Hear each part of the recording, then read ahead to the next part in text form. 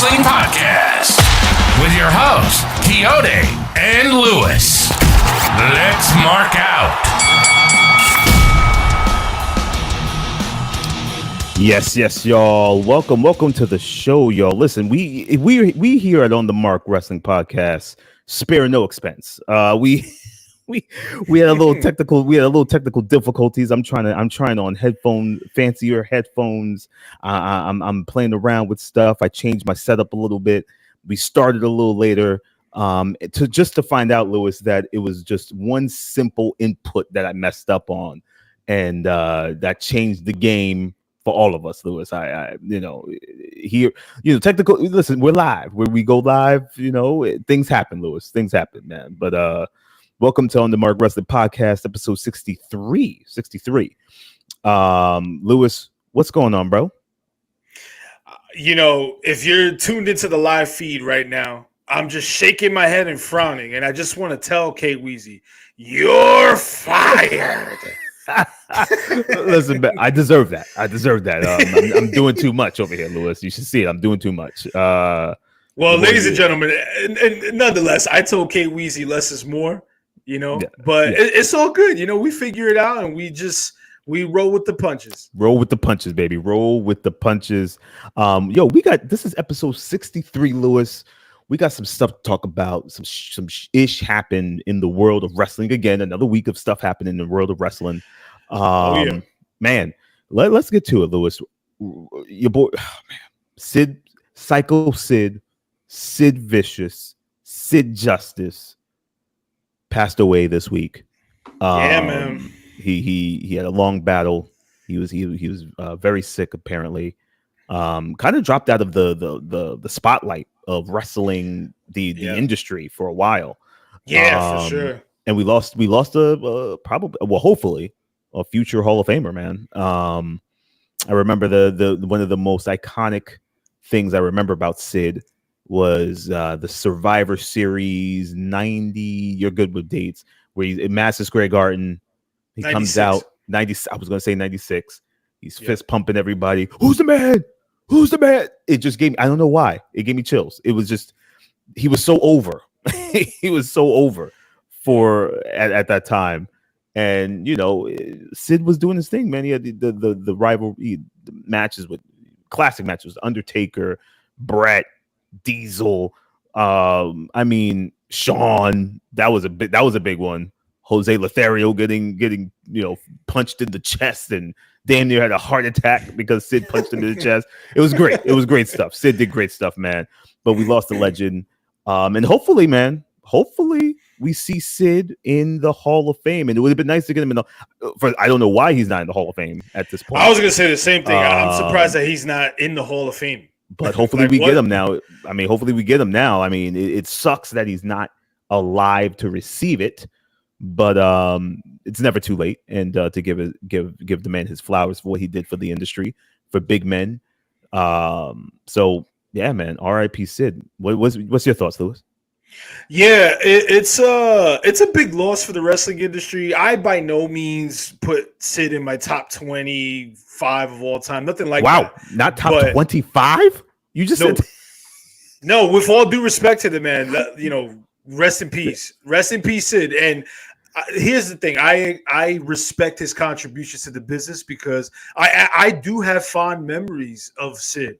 And whether it was Sid Justice or Psycho Sid or Sid Vicious in WCW, Sid was always entertaining. There was never a dull moment. And I think for big men, like you said, he was really a trailblazer for big guy performers. I didn't think he was, again, with all due respect, I didn't think he was a great worker, but sometimes that's not a requirement. You know what I mean? In order to be entertaining.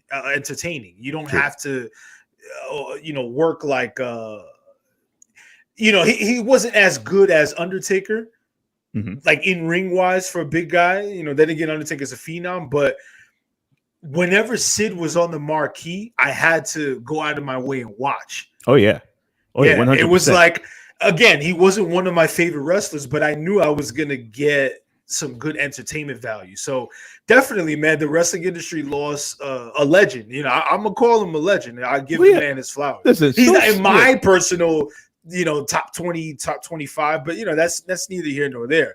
A lot of people are in my top 25. That's why it's a top 20, top 25 for a reason. Right. But yeah, Sid was great for what he was, what he contributed to, what he was good at. As a big guy that just was entertaining all around, man. Yeah, So I mean, definitely rest in peace. Yeah, Sid was very entertaining. And like you said, Lewis, I do agree with you a little bit. He wasn't the best worker, but the overall package, presence, everything, the stature, the power bomb, was it just hit. It was good. Sid won't probably be in a lot of people's top 25, right? Maybe not even someone's top 20 or top 10. But he's definitely a memorable fixture in WWF at that time, right? For sure, like a memorable fixture in terms of like heels, big men heels, and even kind of he teetered on babyface a lot, right? That Survivor Series match, I believe that Survivor Series match was that Shawn or was that Brett? No, it was HBK. Sean, okay. Survivor Series '96. Yeah, that's yes. the Garden just completely turned on HBK. Turned on HBK, bro. Sid was so over, man. And again, we're gonna miss him, and he did drop out of the spotlight. I don't think he was doing any like wrestling conventions or anything like that. So we barely saw him, but apparently, he was a family man. He had grandkids. He had grown kids himself, and he was kind of low key and just kind of did his thing. What I would have loved to have listened to it was his apparently he had a podcast, and he had a podcast where he talked a lot about the backstage stuff, shows, working with certain people, and how he thought Ultimate Warrior was out of his mind and refused to do some of the spots Warrior wanted to do, which I don't blame him. But yeah, man, Sid's gonna be missed, man, and I hope he gets what he deserves in terms of a Hall of Fame entry. He deserved it way before this, to tell you the truth. He deserved it way before this. Yeah, he really did. I want to just add one last point. Yeah. If you don't know Sid for any other thing, you're probably going to know him or remember him from one of the most gruesome and notorious injuries that has ever occurred in the ring. If you can Google it, just Google Sid leg injury. I believe, I'm going off the top of my head. I'm not Googling shit. I think this was WCW Sin pay-per-view in 2001. Early 2001, right before they folded. In that pay-per-view main event, I think it was either a 4-way dance or a 3-way. And listen, Lewis, we've seen some. Listen, we were in the building for a gruesome leg injury in California. Yeah. So right, and that was very comparable to that. But Sid like set the standard for infamous botch clips because the poor guy, he just jumps off. It was a standard thing. Like he just jumps off the turnbuckle, not even the top rope, like the second rope. Now during the show, you have me going to. Oh my goodness! Yes. He just absolutely broke his leg, and his foot is literally hanging. It is hanging. He can't get up, and they had to call an audible and end the match anticlimactically. I believe it was WCW Sin. I think that was the pay-per-view. God, this was like brutal. January or February of 2001. Oh, Jesus! Ladies and gentlemen, Quixote is looking at the clip right now. God. Yeah. Oh, that's gruesome. I wasn't kidding. God, Lewis. Yeah, I wasn't kidding. So if you don't remember Sid for anything else, you're gonna remember him for that. Folks, that was a natural reaction. I swear to you, I don't remember that. I definitely was watching watching WCW. That was a pay-per-view. It says it was WCW. Of course, I hate these damn webs. They don't name the damn show it was on. But it's probably Sin. Wow, that is brutal. Yeah. But whoa, R.I.P. Sid, y'all. Yeah. But let's get into a little. We had AEW had the granddaddy of the ball Oh, this past Saturday, and thank God they were in England because that show ended at like 6 p.m. our time or my time 5:45 no 6 p.m. my time, and it was perfect. I had the rest of my night, yeah. Lewis. Me I too. could go. I could eat dinner at a normal hour. I could go to bed at a normal hour. It was so good. It was so good. So let's get into some All In highlights and the letter grade for All In. Now that we had some time to really think about it. So All In, y'all. I gotta tell you, I did miss a chunk of the beginning, but I did see some clips. All the rest of it I thought was pretty solid. The crowd looked good. They were able to light the place up. Camera angles was on point. Production was pretty solid. The one thing I did hate, Lewis, which I did make a point of telling you about this, and it's a production point. So excuse my nerdiness. It's a production point. They had that giant ass stage, and all in the back of the stage, you see empty seats. Of course, it's going to be empty because that's where your staging is, right? It just wasn't a good look, optic wise and picture wise. Like it just looked unprofessional, in my opinion. Black it out, put with some curtains, black it Yeah. out, bro, and then Yeah. light it from the bottom up where there's lights. You could do some effect, like, or do some giant screens over there. Like, dude, come on. You gotta do better with that type of stuff. It just visually just took me out of some of the stuff, right? Everything else looked good. It just took me out of the production. But other than that, I digress, Lewis. Other than that, the pay-per-view overall was pretty solid. The Mercedes Moné and Britt Baker match was meh. Didn't deliver of all the hype.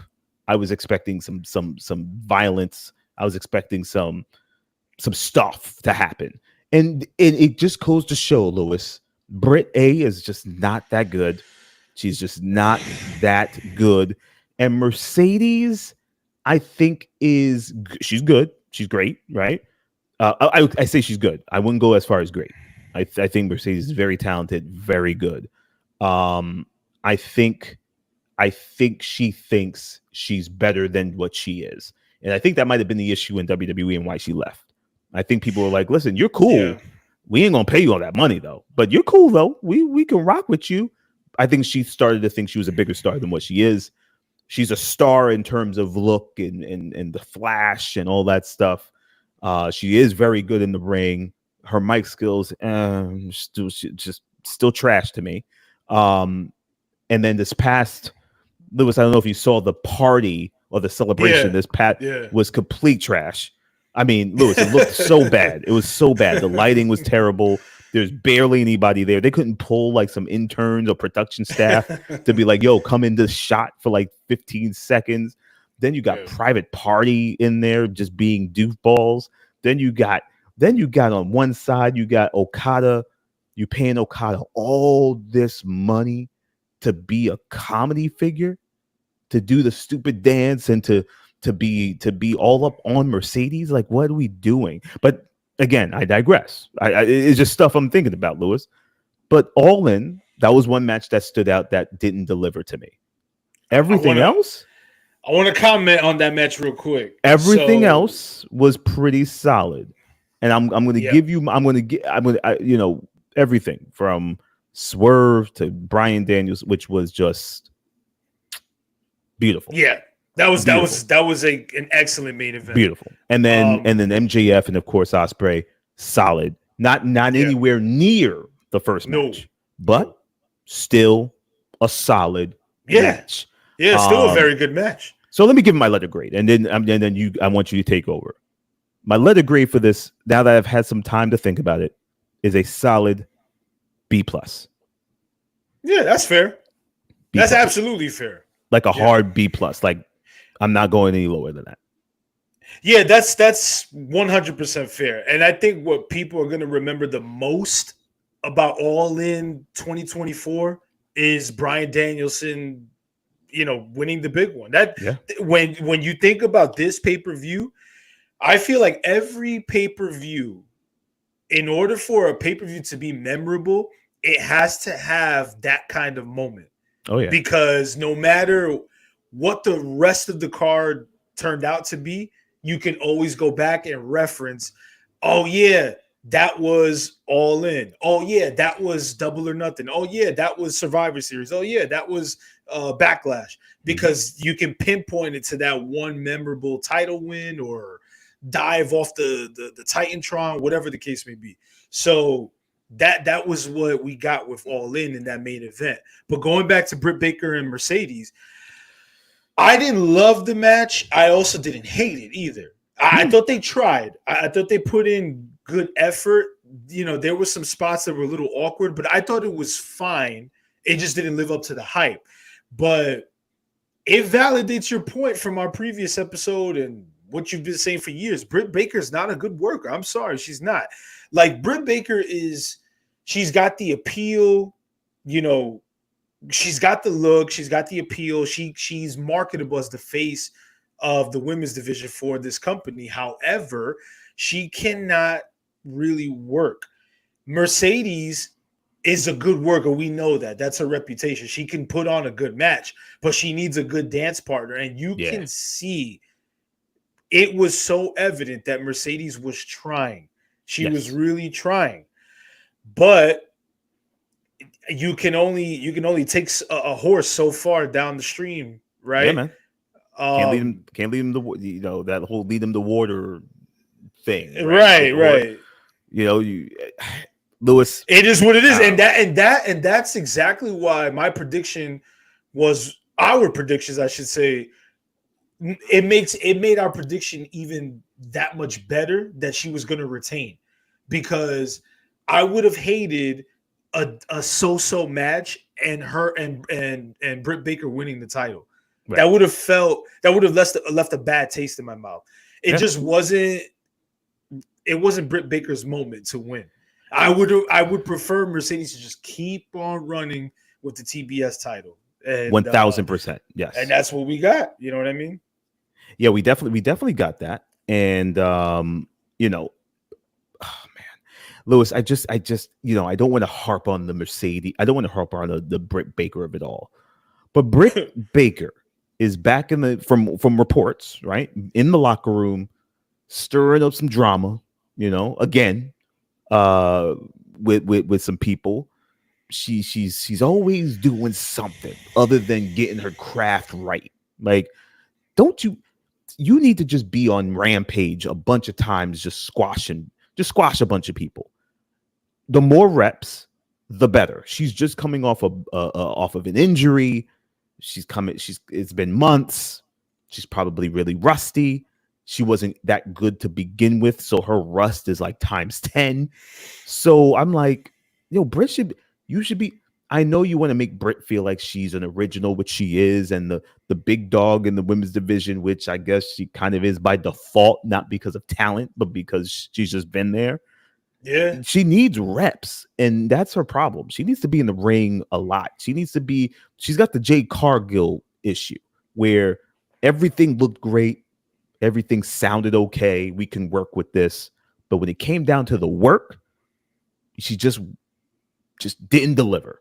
And Mercedes, like you said, my brother, you said it well. Mercedes tried. She really did. She tried. And it just didn't happen. So again, we'll see what happens down the line with Mercedes. I need to see more from Mercedes. If I'm Tony Khan, I need you to justify why I'm paying you probably the most in history of any woman wrestling. So, what's your letter grade, Lewis? What did you give it? No, same. Like, I'd give it a B+. Okay, because overall it was I missed the very beginning of the pay-per-view, but I caught the majority of it, and I was entertained by it. It flowed very nicely. It didn't overstay its welcome. I think it ended just at the 4-hour mark, which is fine which is what is needed for a pay-per-view of that caliber. Yeah, I love the main event. I was super invested. I was just about to ask you, what's your thoughts on the main event, bro? I was super invested. I already let it be known that I'm a huge Bryan Danielson fan. Mhm. I'm a huge fan of Swerve too, Oh yeah, but the more the match got going, the more I was rooting for Bryan.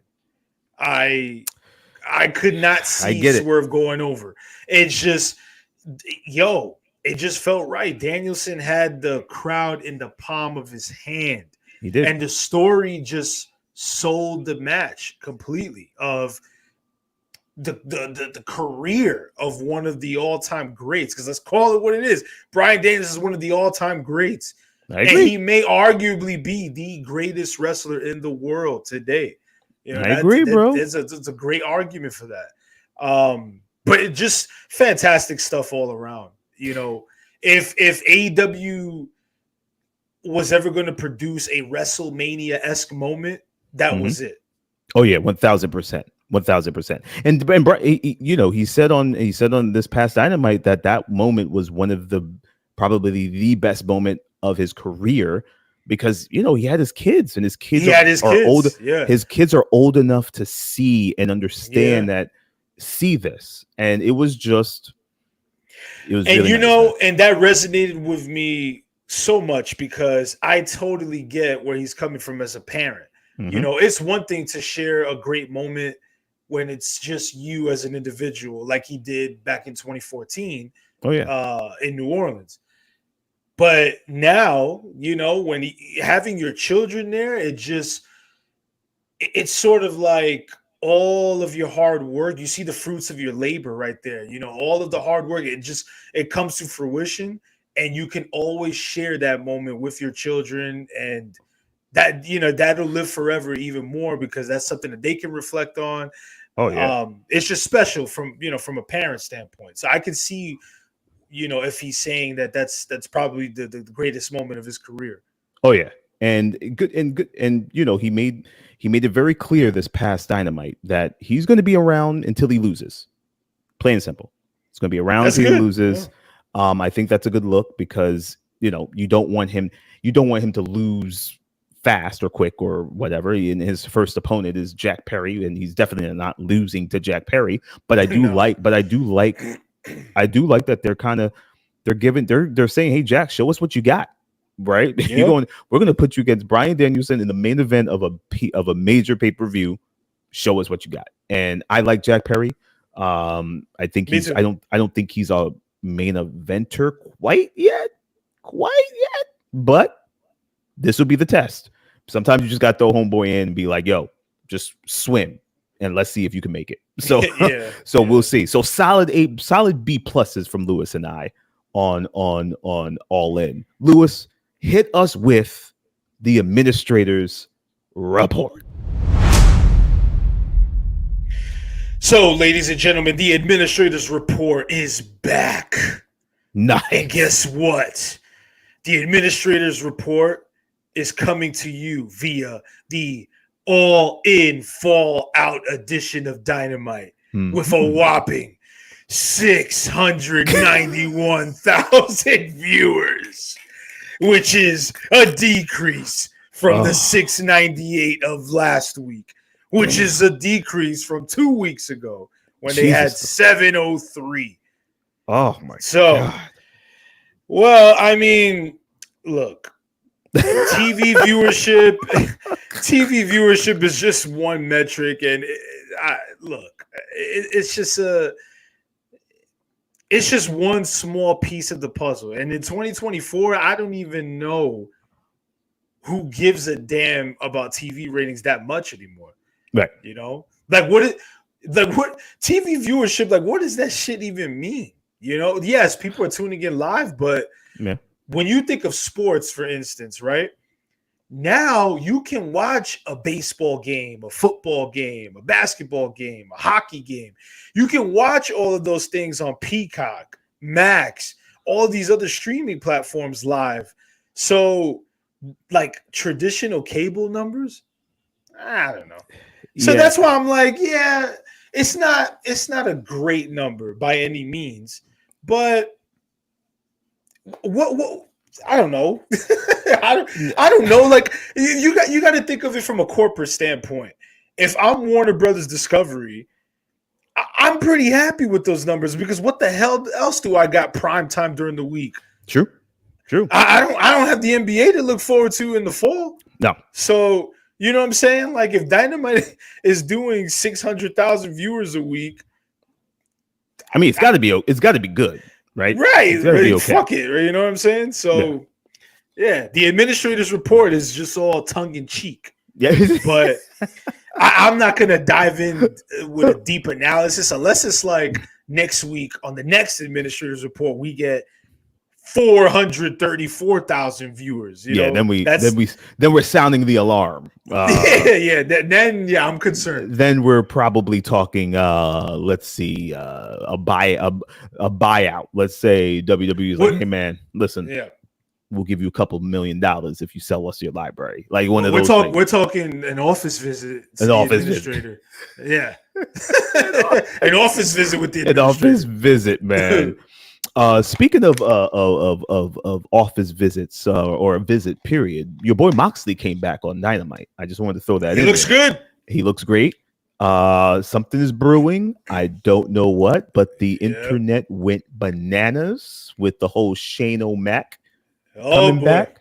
A new stable by some means, and your girl Marina Shafir, who beat the hell out of all these security guards in one of the in a backstage joint with Moxley. And you know me, Lewis, I bashed Marina Shafir on this show a bunch of times. I'm not going to do it. I'm not going to do it again because it has not changed.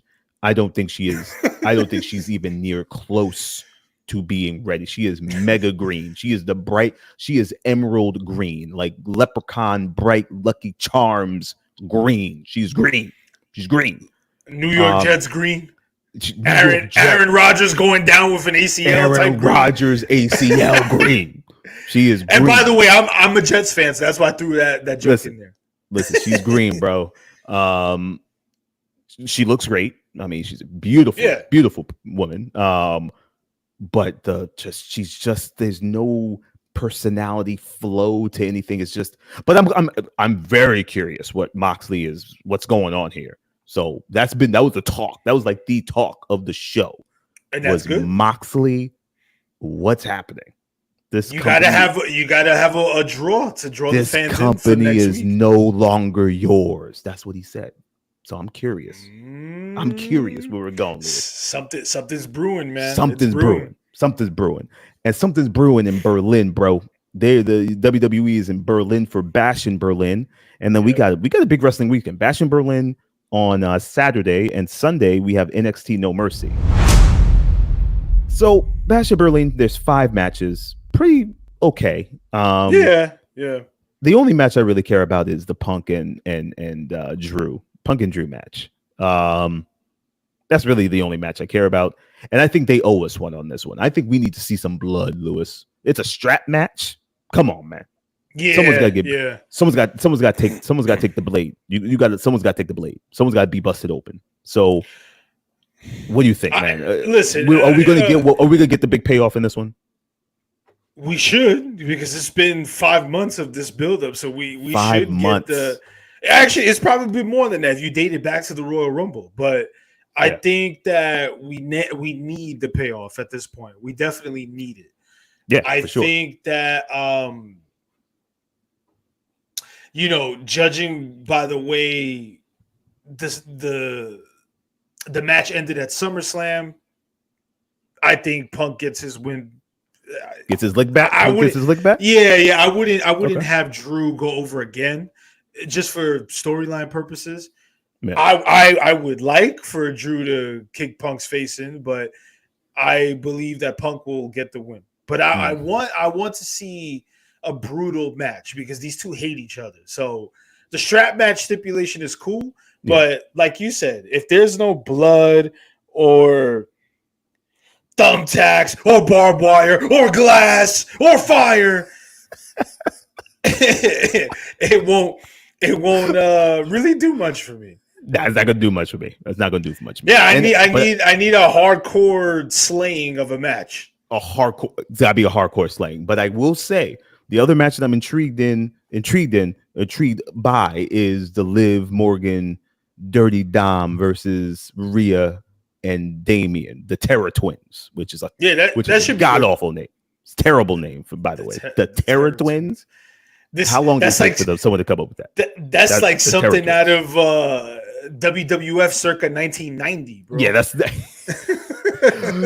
Terror Twins, the Killer Bees. Yeah, you're like, come on, man. The Terror Twins. Come on, man. Oh, jeez. So we got that match, and Liv and Dom doing some of the best work, period, in their careers.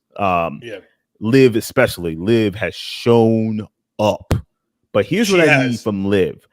I need Liv to start beating people, because she's got to also have this. She's got the swag of this, badass chick kind of thing, but Liv's got to beat up some people or cheat, or she's got to win some matches. That's what I guess she's got to start winning matches. My feeling is they're probably going to lose this match unless they cheat and they win, which is also a possibility. I think Liv and Dom should go over in this, to tell you the truth. They can't keep getting their asses kicked every week by the Terror Twins, going through tables, getting beat up with chairs. Like, they can't keep getting beat up every week. So I'm predicting a win by Dom and Liv. I could be completely wrong, but we'll see. But everybody's at Bash in Berlin.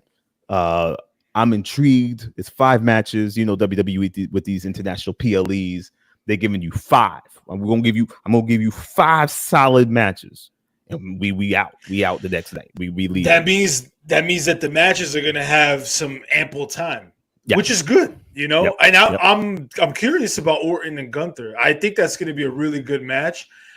I'm gonna have fun with it and say Orton wins the title. Wow, and gets a one last title run. Lewis, that's my fun prediction. That's not my realistic prediction. Okay. Yeah. I know that Gunther's gonna win, but I love Orton, so I'm like, why not? RKO out of nowhere. Listen, man, there's something, the crowd winning the title. Well, Lewis, there's something happening with Orton. There's something special going on with Orton. I don't know. The crowd is singing his song all of a sudden. He's had that song for like 20 years. Now they're singing his song. Like, is there something special with Orton? Orton's reacting to the crowd. He just seems like he's having more fun. He's at the stage of his career where it's like, I'm almost out of here. I'm just going to enjoy the rest. That's what I was going to hit upon. Like, Orton has accomplished everything there is to accomplish in WWE. So now, he's at he's in his mid 40s. He's at the point where he just he's enjoying the ride and just soaking it all in. And soaking it all in, man. The fans are soaking it all in and giving him his flowers because Orton deserves it, man. Orton is absolutely one of the greatest of all time. Is he in your top 10? I talk about Bryan Danielson. Orton, phenomenal. Is he in your top 10? He's not in my top 10, but I would definitely consider him in my top 20. Okay. I've always been an Orton guy. He's in a lot of people's top 20. I have never not been an Orton guy, even from Evolution days. Because his career, his character has gradually gotten better and better and better and better. And it got to the point where when he peaked in the late 2000s, going into like 2010, 2011, like when he peaked, he was so fucking good. Yeah, you're right. With playing that psychotic serpent, viper legend killer, the legend killer, and then punting people in the side of the head. Punting people. And Orton had the longevity. You know what I'm saying? Like, I feel like when you talk about the quote unquote Rock and Austin of the last 15 to 20 years, you talk about Orton and Cena. Yeah, what Cena lacked in ring, that's what Orton made up. That's where Orton made up with. And Orton's not even a ring general either, but he just can do more. He just did more. Yeah, he just did. Yeah, he has a very methodical style. Yeah. It was like Orton never really impressed me in the ring. It wasn't that. It was more so his demeanor, the psychology. It was more so that, right? He really didn't do much for me. Still to this point, do much. I'm enjoying this Orton because I think there's a lot more is a lot more relaxed in him, where it allows him to be playful and to try different things, and to his promos are a lot better. It just seems like there's just something clicked. I don't know what happened. All that time off, he came back and he was like, yo, I'm just going to have fun with this. And I appreciate that, because it's a very different vibe we're getting from Orton. So we shall see what happens at Bash in Berlin Saturday. No Mercy also Sunday. The only match I'm really intrigued. Well, it's actually a pretty damn good card. And you mentioned possibly 2 surprises, which you could get to in a minute. But Joe Hendry versus Ethan Page. Your boy Ethan Page leaves AEW to become a champion in WWE. Wild. Wild. That was not. I didn't have that in my cards in 2024 at all. Not in my cards for Ethan Page, but I always liked Ethan Page. I just thought he never got the shot.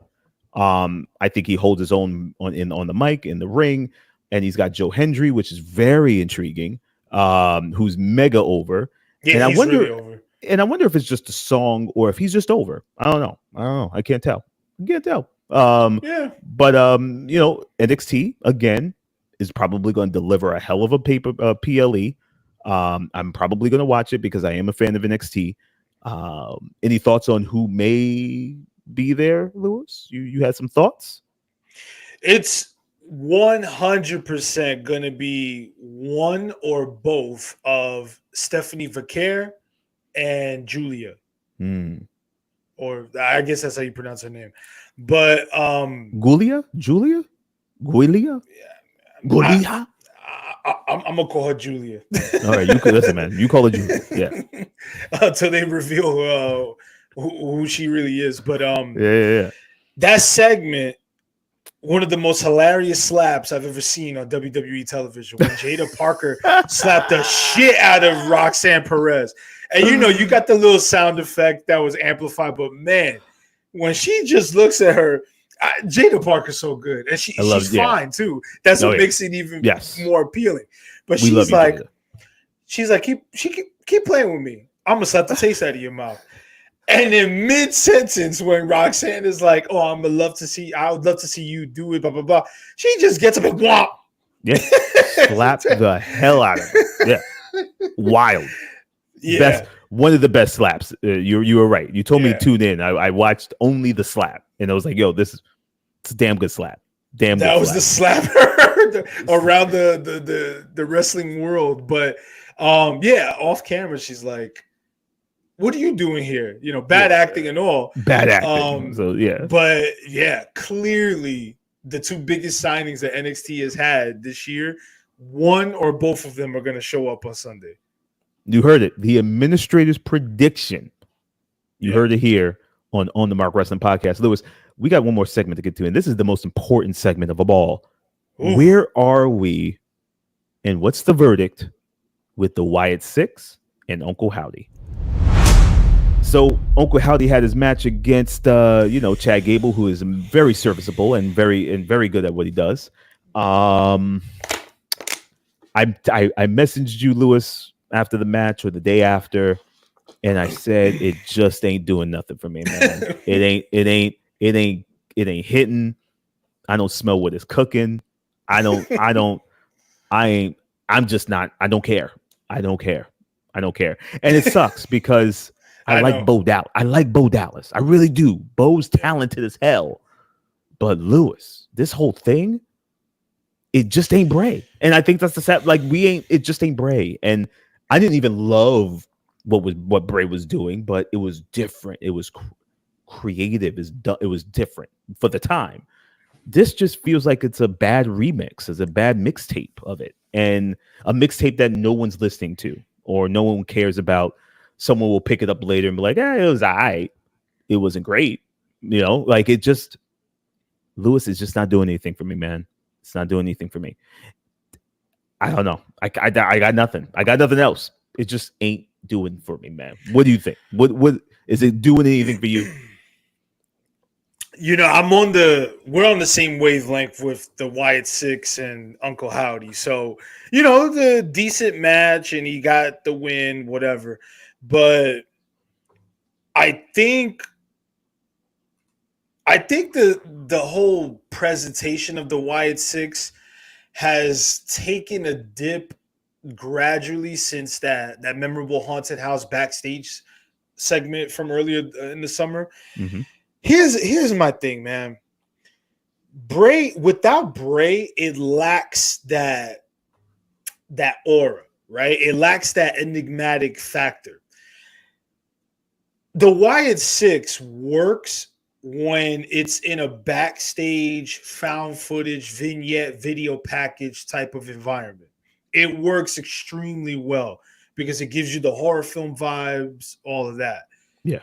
When it comes to in-ring competition, like wrestling, sports entertainment, it just feels a tad bit extraneous.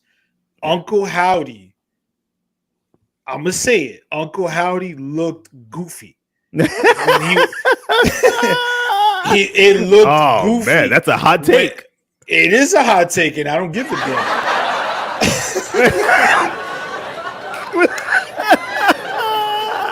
They're all laughing with you, Lewis. The laugh track, man. Lewis, I didn't even think about that till you said that. But damn, you are right. Yes, I want all of you fans to listen to what we're saying. I can't wait to post this clip. I can't wait. Yes, listen to what I'm saying, man. Uncle Howdy looks very goofy in the confines of the squared circle. Mm-hmm. Again, video packages, vignettes, backstage interviews, all of that is phenomenal. Right.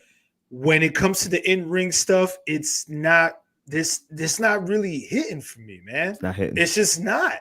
Nah.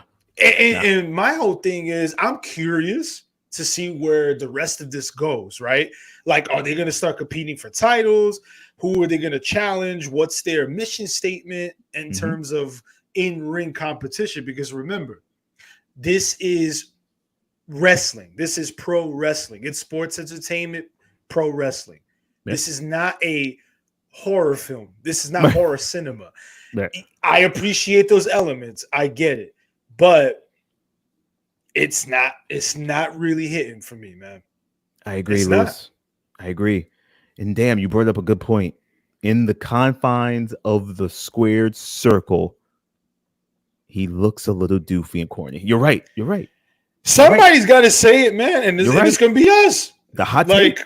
This is what you're going to get. It's a guy in a Halloween costume fighting a professional wrestler. That's what it looks like. If I had known, if I'm not a wrestling fan, or even if I'm like a casual fan, like a minimalist, and I tuned in and I knew nothing about it, I'd be like, what is this nonsense that I'm watching?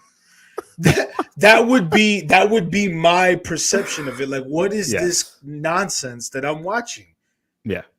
Damn. Try explaining it to a non-wrestling fan what they're watching.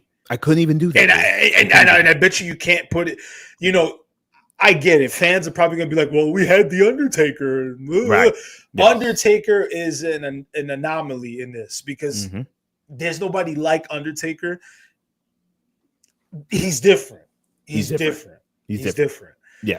But all of those other Undertaker type gimmicks or supernatural gimmicks never worked, bro. With all due respect to Godfather and the Ministry and whoever, you know, like when he was Papa Shango, I mean. Yeah, Papa Shango. Come on, man. None of that shit works in wrestling. Yeah. Like all of those things, that gimmick, that Papa Shango gimmick, how long did that last? Come on, man. Not long. That's what I'm saying. They turned Homeboy into a pimp real quick. Yeah. He was off TV for God knows how long, and then he turned into a pimp. That's what I'm saying. They were like, "No, let's just go. We're going to pivot to you being a pimp. How's that? Let's just pretend this even happened." Papa Shango. And even Taker had to refine his character throughout the years. You know what I'm saying? So that's all I'm saying, man. I don't know where this goes, but it doesn't really do much for me. I agree, man. I agree, Lewis. You know, I'm not even cautiously optimistic. I'm just cautious right now. So I'm just being cautious of what they're doing because I don't know. I don't know what else I don't know. Is the crowd still even really into them? Like, are they lukewarm? I think they're kind of like lukewarm to maybe a little steam. Like there's a little heat.